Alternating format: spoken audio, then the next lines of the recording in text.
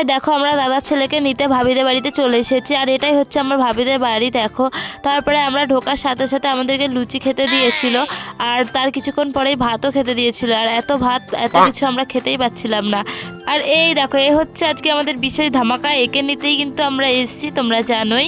আর এইদিকে ওকে আমরা রেডি করছিলাম, আর ও এত কান্নাকাটি করছিল যে ও জামা কাপড় কিছুই পরাতে দিচ্ছিল না। আর ও দেখো কেমন ফোন দেখে, এই বয়সেই এত পাকা হয়েছে। দেখি তো দাঁত কি, তো দাঁত কি হচ্ছে? এটা এটা পোকা। দাঁত মাজো না না, কেন? দাঁত নিজেই তা দাঁতে পোকা লাগলো কি করে? হ্যাঁ দাঁতে পোকা হলো কি করে? কি খেয়েছো বলে? কি খেয়েছে? চকলেট খেয়েছো? তো এইদিকে দেখো আমরা এখন চলে যাব বাড়িতে, সেই জন্য ভাবি একটু কষ্ট পাচ্ছিল, কান্নাকাটি করছিল। আর এইদিকে আমরাও বেরিয়ে পড়লাম বাড়িতে যাওয়ার জন্য। তারপর আমরা হাফ রাস্তায় নেমে পড়েছিলাম, যেহেতু আমরা অটো করে চলে যাবো এরপরে, তো আমরা অটোতে করে বাড়িতে চলে আসলাম। টাটা।